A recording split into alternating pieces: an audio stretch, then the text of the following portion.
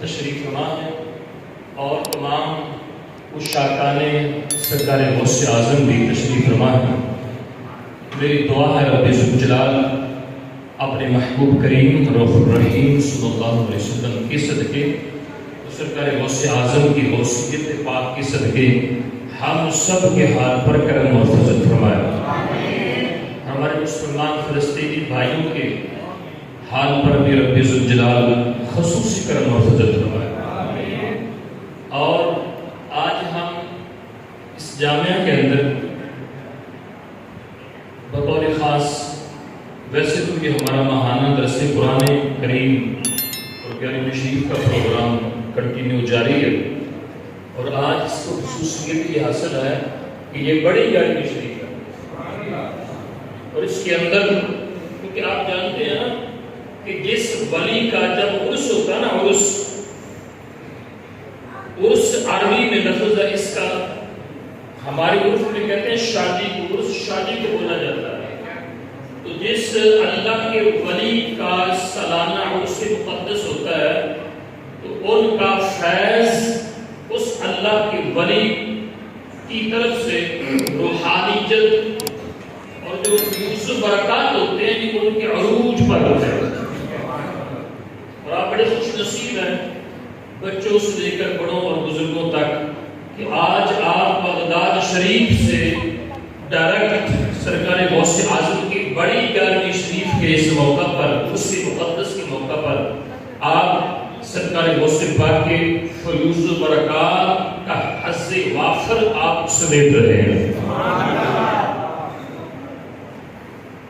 الحمدللہ العظیم کہ ہم سنی ہیں۔ آج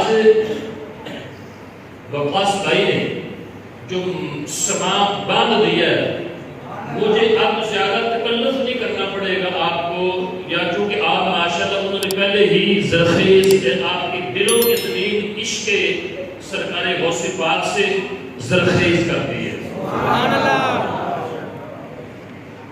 امام اہل سنت کا ذکر کر رہے تھے، مجدد دین و ملت، جن کا ہر جمعے کے بعد اسلام بھی پڑھا جاتا ہے، شہنشاہ بریلوی شریف، انہوں نے جو سرکار غوث پاک کی بارگاہ میں اپنی حاضری لگوائی ہے، ہم اس سے گفتگو کا آغاز کر رہے ہیں کیونکہ ہم اکیلے نہیں جانا چاہتے، غوث پاک کی بارگاہ میں تنہا نہیں جانا چاہتے، ساتھ امام احمد رضا کو لے کے جانا چاہتے ہیں۔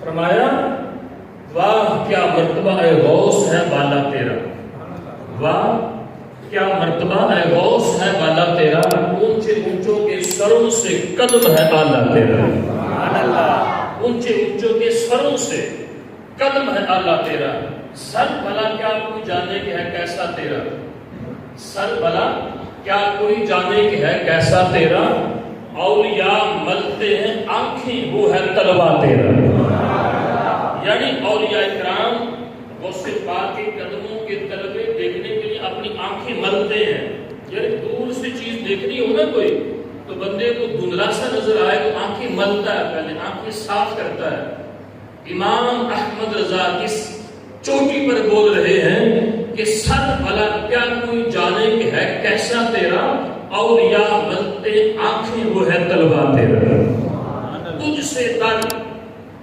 در سے سگ، اتنی اعلیٰ درجے کی عاجزی ہے۔ اور یہ خود امام احمد رضا تو چھوٹا بڑا امام نہیں ہے، خود امام احمد رضا اہل سنت کے ہاں ایک بہت بڑی اتھارٹی کا نام ہے، محدث مفسر اور محدث کا نام ہے، جنہوں نے تنہے تنہا 33 جلدیں فتاوی رضویہ لکھی ہیں، اور جن کی سطر تو کیا ایک حرف کا بھی اب تک دنیا کا کوئی مائی کا دار جواب نہیں دے سکا، اس امام کو احمد رضا کہا جاتا ہے۔ اتنے بڑے پائے کا عالم، انٹرنیشنل بین الاقوامی محدث مفسر ہو کر جن کی ذکاوت، جن کی فطانت پر، جن کی علمیت اور قابلیت پر ایمفل پی ایچ ڈی کے تھیسس لکھے جا رہے ہوں، وہ اتنی بڑی ہستی اپنے آپ کو غوث اعظم سرکار کی بارگاہ میں یوں پیش کر رہی ہے کہ تجھ سے در یا غوث اعظم تیرے نسبت ہے تیرے ساتھ در کو تمہارے آستانے کو تجھ سے در سے سگ سے مجھ کو نسبت میری گردن میں بھی ہے دور کا ڈورا تیرا. وہ امام احمد رضا یہ تو سرکار غوث اعظم ہے. وہ امام احمد رضا کو ایک مزدوری کرنے والے بادشاہ شہزادے سید سے کیسے محبت کرتے ہیں. آپ کا یہ وہاں کا اس وقت کا یہ رواج تھا جب کہیں جاتے نا پروگراموں پہ تو آپ کو لوگ پالکی پر بٹھا کے لے کے جاتے تھے. پالکی پر یعنی 4 لوگوں نے پکڑا ہوتا تھا تو اس پالکی کے اندر امام تشریف فرما ہوتے تھے. ایک جگہ پر جا رہے تھے تو 4 لوگ نیچے سے اٹھا کے لے جا رہے تھے. اچانک امام احمد رضا خان نے آواز دی پالکی کو نیچے رکھا جائے. جب رکھا گیا آپ باہر نکلے تو آپ نے 4 کو مخاطب ہو کے فرمایا آپ بتاؤ آپ 4 میں سے آل نبی اولاد علی کون ہے؟ وہ 4 حرام پشیمان کہ آپ کو کس نے بتایا؟ جو سید زادہ تھا نا اس پالکی کو اٹھانے والا جو اس اجرت پر مقرر تھا وہ خاموش نہیں بتا رہا. امام احمد رضا نے جو ذات کا پٹھان ہو خود ذات کا پٹھان ہے لیکن دل کی کایا کس عالم پر پلٹی ہوئی ہے. دل کی 14 طبق روشن ہے. فرمایا مجھے تمہارے نانا جی کا واسطہ بتا دو تم میں سید زادہ کون ہے؟ پھر آخر وہ بولا اس نے کہا آپ کو پوچھنے کی کیا ضرورت ہے میں آپ کی مزدوری کر رہا ہوں آپ نے مجھ کو دینے ہیں پیسے تو میں چلا جاؤں گا. فرمایا نہیں ابھی میں پالکی کے اندر تھا تو مجھے آل نبی اولاد علی کی خوشبو آ رہی تھی. اللہ والے وہ ہوتے ہیں. احمد رضا ان لوگوں میں سے تھا جو خون رسول جب ان کے پاس آتے ہیں تو ان کو خوشبو آنا شروع ہو جاتی ہے. ان سے معذرت کی کہ آپ مجھ کو معاف کر دینا میں نہیں جانتا تھا کہ آپ سید زادے ہیں. کل میں اپنے پاک نبی کی بارگاہ میں کیا جواب دوں گا اگر میرے محبوب کریم نے پوچھ لیا؟ انہوں نے کہا ٹھیک ہے میں نے آپ کو معاف کیا. فرمانے لگے اب ایسے معافی نہیں ملے گی اب ایسے میں وہ قبول نہیں کروں گا. فرمایا اب اسی طرح پالکی کے اندر آپ بیٹھو تم خود بیٹھو گے. امام احمد رضا اپنے کندھوں پر پالکی کو اٹھا کے چلے گا تاکہ دنیا کو پتہ چل جائے جو سید زادہ ہوتا ہے اس کا وقت کا امام یوں احترام کرتا نظر آتا. یہ تو ایک سید زادے جو مزدوری کرنے والا ہو اس کا اتنا بڑا مقام ہے. تو جو غوث جیلان ہو غوث ثقلین ہو 11ویں والے پیر ہو جن کا رتبہ یہ ہے جو کہ سرکار غوث اعظم خود فرماتے ہیں درست العلم حتی صرف کتبہ. میں ابھی میں پڑھ رہا تھا ابھی میں درس و تدریس کا سبق لے رہا تھا ابھی میں طالب علم تھا کہ اللہ پاک نے مجھے کتب بنا دیا تھا. شان قطبیت پر میں فیض ہو چکا تھا. آپ کا وہ سلسلہ تعلیم و تعلم کا چلتا رہا. جامعہ قادریہ اب بھی یونیورسٹی بغداد شریف کے اندر موجود ہے. جامعہ قادریہ کے نام جامعہ نظامیہ بھی نام چلتا رہا. کیا ہم نے یہ سمجھ رکھا ہے کہ غوث پاک صرف دیگ چڑھانے کے نام والے غوث پاک ہیں؟ کیا ملنگوں کی صرف پیر ہیں؟ کیا وہ صوفی ٹائپ یا ایک خاموش تبا لوگ ہوں گے؟ کیا چپ سرکار ہوں گے؟ نہیں. غوث اعظم اس ہستی کا نام ہے جو قرآن و سنت کے روزانہ 18 اسبار صبح فجر کی نماز سے پہلے سے لے کر عشاء کے بعد تک 18 پیریڈ روزانہ آنے والوں کو پڑھائیں. اس غوث کو غوث اعظم کہا جاتا ہے. مسند تدریس پر بیٹھ کر جو سالانہ 3000 دن کے شگرد یعنی کہ 1,00,000 شاگرد ہوں، اس پیر کو پیران پیر دستگیر کہا جاتا ہے۔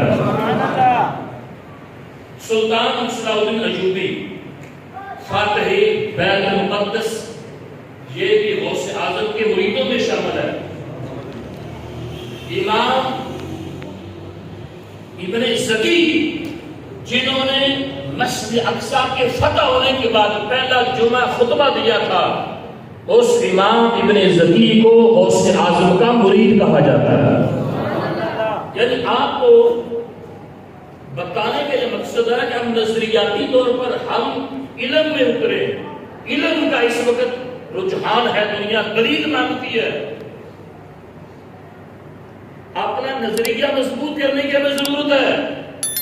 آج لوگوں کے بچے دلیل مانگتے ہیں۔